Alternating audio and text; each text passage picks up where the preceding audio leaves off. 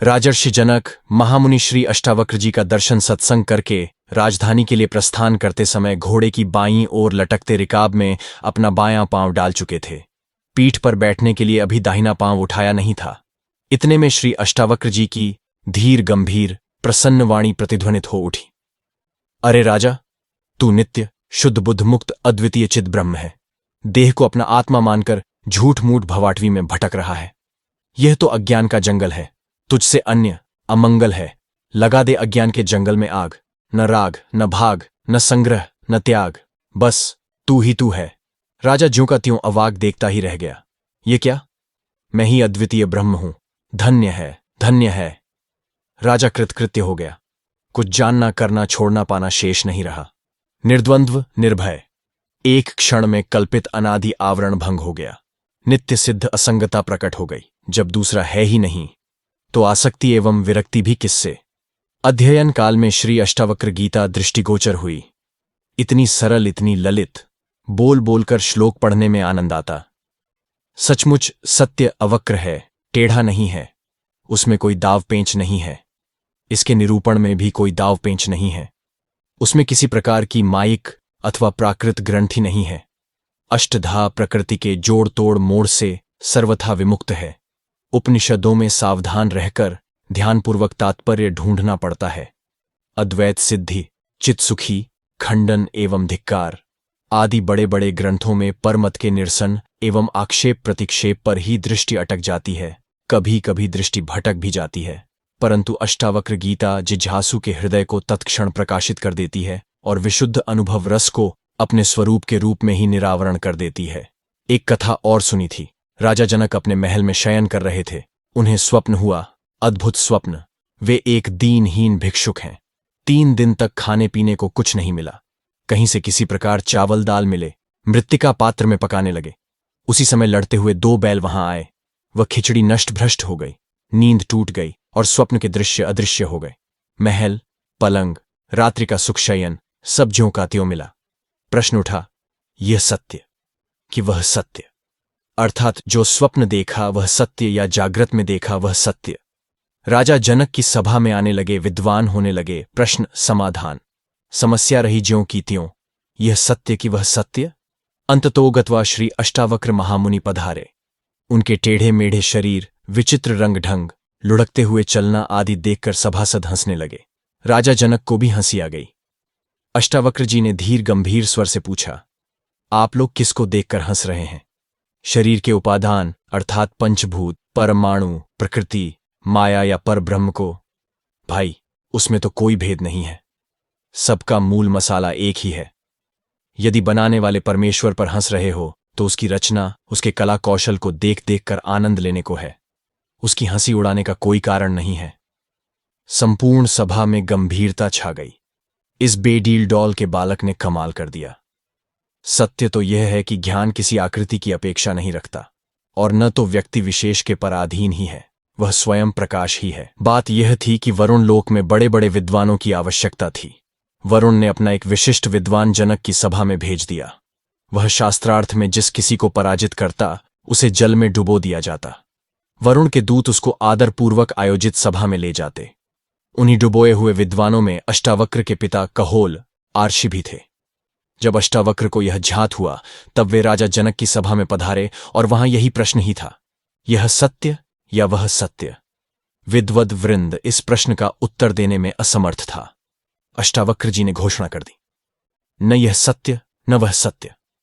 स्वप्न जागृत दोनों ही जिस अधिष्ठान में अध्यस्त हैं, जिस स्वयं प्रकाश प्रकाश के द्वारा प्रकाशित हैं, एकमात्र वही सत्य है।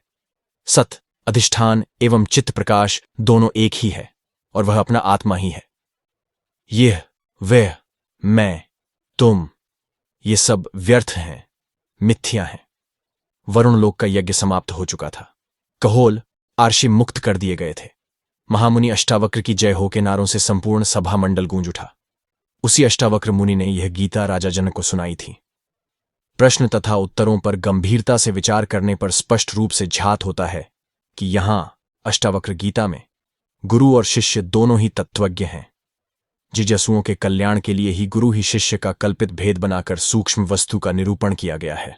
ध्यान में रहे कि तत्वज्ञान के लिए शिष्य की जिज्ञासा एवं गुरु का समाधान नितांत आवश्यक है।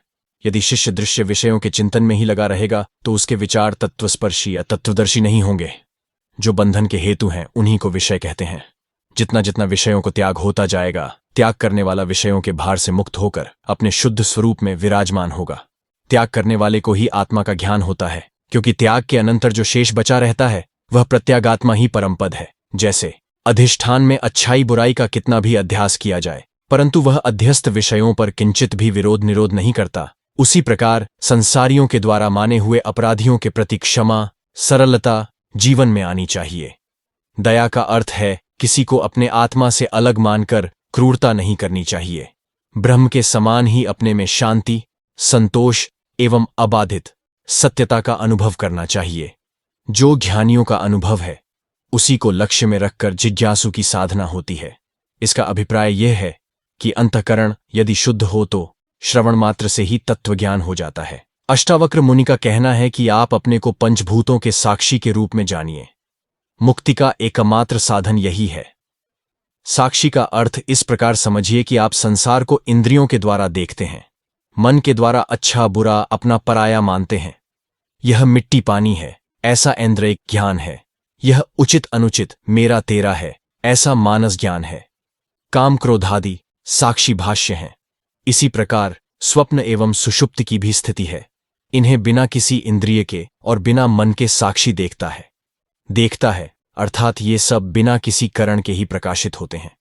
परंपरा से श्रुतमत अथवा शास्त्र के द्वारा परोक्ष रूप से कल्पित पदार्थ भी तभी भासते हैं जब अंतःकरण की वृत्ति तदाकार होती है। इसलिए भूत, भविष्य, वर्तमान के, दूर निकट के, स्थूल के जितने भी भान होते हैं वे सब तत्त कल्पना से युक्त अंतःकरण में ही भासते हैं। परलोक एवं ईश्वर की भी यही गति है। ऐसी अवस्था में ये सब साक्षी भाष्य हैं एवं तत्तदाकार वृत्ति से तादात्म्य होने पर ही ये जीवन लाभ करते हैं।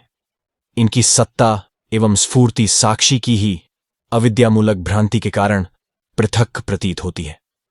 प्रतीत होने पर भी वस्तुतः ये चिन्मात्र वस्तु से पृथक नहीं होता।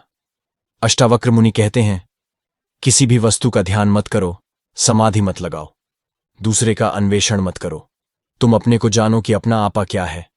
मुक्ति कोई परोक्ष वस्तु नहीं है, न कहीं से आती जाती है और न कहीं से मिलती है। ये किसी की दी हुई नहीं होती है। केवल तुम अपने यथार्थ स्वरूप का निर्णय कर लो। ये निश्चय पर पहुंच जाओ कि मैं ही नित्य, शुद्ध, बुद्ध, मुक्त, अद्वितीय ब्रह्म हूं। मेरे अतिरिक्त दूसरी कोई वस्तु नहीं है। विवेक के लिए ही मैं शब्द का प्रयोग है। अनुभव में अहम पद, पदार्थ एवं वाक्यान्वय की कोई मतिगत स्थिति नहीं है। अनुभव अनुभव ही है। उसमें अनुभवी एवं अनुभव का विषय, यह द्वैत भी नहीं है। इस अद्वैत सत्य का जितना स्पष्ट विशद वर्णन अष्टावक्र मुनि ने किया है उतना अन्यत्र दुर्लभ ही है। जिज्ञासु को सदा सावधान रहना चाहिए। व्याकरण की रीति से साक्षी शब्द का अर्थ होता है साक्षात दृष्टा। साक्षात का अर्थ समझिए। रूप देखने के लिए नेत्र चाहिए। नेत्र की मंदता, तीव्रता, अंधता आदि जानने के लिए बुद्धि चाहिए। बुद्धि की शांति, एकाग्रता, विक्षेप, सुषुप्ति आदि को जो जानता है वह किसी कारण के माध्यम से नहीं जानता, वह स्वयं जानता है। इस स्वयंता का अनुभव क्या है? यह साक्षी है। ऐसा सोचना मूर्खतापूर्ण है। वह साक्षी है, ये कोरी कल्पना है। मैं साक्षी हूं, इसमें अपना भ्रममूलक व्यक्तित्व मिश्रित हो जाता है। अतएव साक्षी कोई स्थिति नहीं है, यह विवेक की एक प्रक्रिया है। जब अपने को दिक् काल की कल्पना वाले अंतःकरण के साक्षी के रूप में देखेंगे तो विविधता, विस्तार एवं नित्यता ये तीनों मूर्छित हो जाएंगे। मूर्छित माने अपनी आत्मा में अध्यस्त जड़। ऐसी स्थिति में जिज्ञासु को यह भ्रम होता है कि दृष्टा भाव में वृत्ति टिकती नहीं है या दृष्टा में स्थिति नहीं होती है। यह सब अविचार मूलक है। द्रव्य स्थिति होने के लिए नहीं है, यह वृत्ति टिकाने के लिए नहीं है। दृश्य से पृथकता का विवेक करने के लिए केवल आलंबन मात्र है। विवेक हो जाने पर यह स्वयं प्रकाश, परिच्छेद, सामान्य के अत्यंताभाव से उपलक्षित अद्वितीय ब्रह्म ही है। अंतःकरण को संकल्प, विकल्प, वासना, विक्षेप आदि से मुक्त करने के लिए समाधि की आवश्यकता होती है।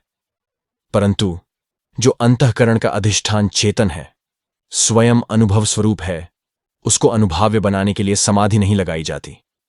तत्वानुभूति में समाधि बाधक ही है, साधक नहीं। जहां वृत्ति ही नहीं रहती वहां निवृत्ति निवर्तक भाव नहीं रह सकता। अतः समाधि अज्ञान को निवृत्त नहीं कर सकती। समाधि के अभ्यास में जो कर्तृत्व रहता है उसको मिटाने में भी समाधि समर्थ नहीं है। ऐसी अवस्था में समाधि का आग्रह अंतःकरण को मैं मेरा समझने के कारण ही है और समाधि का आग्रह स्वयं में एक ग्रंथि ही है। अच्छा, आइए, दृष्टा की स्थिति का आग्रह छोड़ दिया। समाधि की भी कोई आवश्यकता नहीं है, परंतु चिंतन तो होना चाहिए ना। अच्छा जी, यह तो बताइए कि सत्य क्या चिंतन के घेरे में आ गया?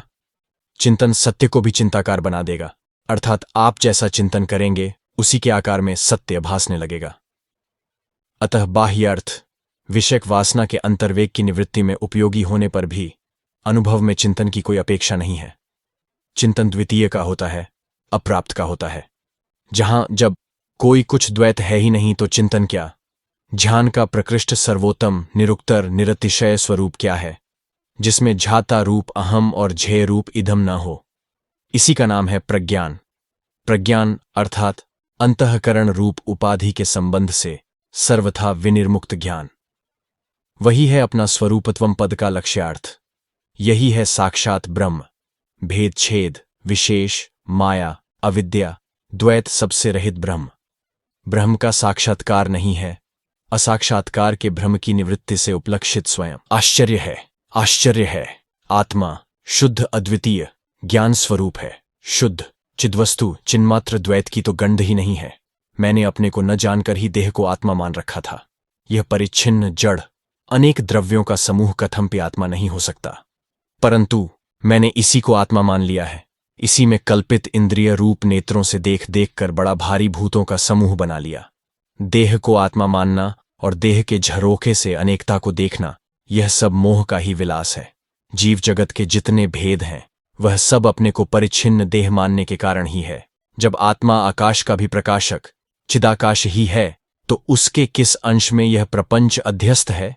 न जीव है न जगत, यह तो एक प्रतीति मात्र है। इनका कोई नियंता भी नहीं है। द्वैत भासता है, इससे क्या हुआ? क्या जो चीज भासती है वह सत्य होती है? जो प्रतीत हो उसके सत्य होने का कोई नियम नहीं है। आकाश की नीलिमा इसका प्रत्यक्ष उदाहरण है। ज्ञान से जिसको सत्ता स्फूर्ति मिलती है और ज्ञान ही जिसकी प्रियता का मूल है, वह सत्ता स्फूर्ति एवं प्रियता ज्ञान से भिन्न नहीं होती। इसका अर्थ है कि आत्मा से प्रतीत होने वाली वस्तु आत्मस्वरूप ही होती है। सब प्रज्ञान घन ही है, केवल आत्मा ही है। प्रतीति भी आत्मा है, प्रतीत भी आत्मा ही है। तब यह सब क्या है? आत्मा? ठीक है। फिर भ्रम क्या है? इनको पृथक समझना उल्टी बुद्धि। अपने आत्मा को ही अन्य समझना भ्रम है। दिख रहा है, ठीक है, छाया दिख रही है, पर जिसकी है प्रकाशती है, क्या उससे वह पृथक है? केवल देह आत्मा नहीं है। देह सहित संपूर्ण विश्व आत्मा है। उसकी उत्पत्ति स्थिति प्रलय की कल्पना भी आत्मा है। ज्ञान स्वरूप आत्मा की तरंग भी ज्ञान स्वरूप ही है। जीव जगत ईश्वर सब उल्लास मात्र प्रतीत होने पर भी आत्मा ही है। अच्छा, तो यह व्यक्तित्व क्या है? व्यक्तित्व अर्थात परिच्छिन्नत्व। यदि अपने में परिच्छिन्नत्व की कल्पना न हो तो प्रपंच का भान नहीं होगा। इंद्रियों से जो देह में रहती है शब्दादि रूप प्रपंच का भान होता है। उचित अनुचित क्रिया होती है, प्राणों से चेष्टा होती है, मन से नाम रखे जाते हैं, संस्कार युक्त बुद्धि से धर्म अधर्म अनुकूल प्रतिकूल कल्पित हो जाते हैं। ये सब कहाँ है? व्यक्तित्व में। व्यक्तित्व का मूल क्या है? दृश्यमान अनात्मा में आत्मत्व का भ्रम। भ्रम का मूल है अपने स्वरूप का अज्ञान।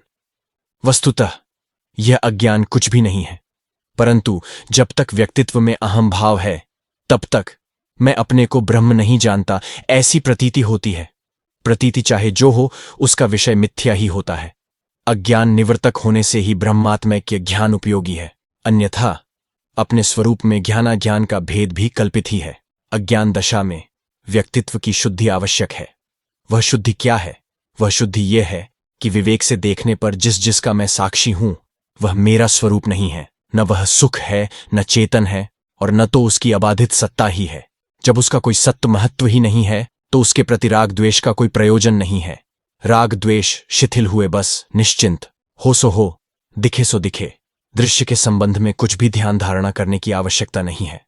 अपने को व्यक्तित्व के कारागार से मुक्त करने के लिए मुमुक्षापूर्वक सद्गुरु से अखंडार्थ का श्रवण मनन कर लीजिए। विरक्त मुमुक्षु एवं तीव्र जिज्ञासु के लिए वेदांत का श्रवण मात्र ही पर्याप्त है। संशयालु के लिए मनन तथा विपर्ययी के लिए निदिध्यासन की आवश्यकता होती है। तत्व ज्ञान के द्वारा अविद्या की निवृत्ति हो जाने पर व्यक्तित्व का क्या होता है? वह स्वप्निक व्यक्तित्व के समान रहता है। वह केवल प्रतीति, समकालिक ही है। न आगे, न पीछे, न दूर, न निकट, न स्व, न अन्य। व्यक्तित्व माने केवल प्रतीति। स्वप्न पुरुष में कौन से गुण रहें, कौन से दोष न रहें, उसका पूर्व जन्म कैसा था, उत्तर जन्म कैसा होगा, यह सब निरर्थक प्रलाप है। इस प्रलाप संलाप में रस लेने पर विलाप का अपलाप नहीं होता। अतः व्यक्तित्व स्वाप्निक व्यक्तित्व के समान ही प्रतीत होता है। उसके लिए चिंता संतान के सूत्र से व्यर्थ जाल बुनने की प्रवृत्ति जीवन मुक्ति के विलक्षण सुख अथवा परम स्वातंत्र्य में बाधक है। साधक बाधक का भेद भी व्यक्तित्व का ही चमत्कार है। कोई भी विशेष या भेद व्यक्तित्व का ही चमत्कार है। अधिष्ठान चेतन आत्मा से पृथक उसका कोई भी अस्तित्व नहीं है।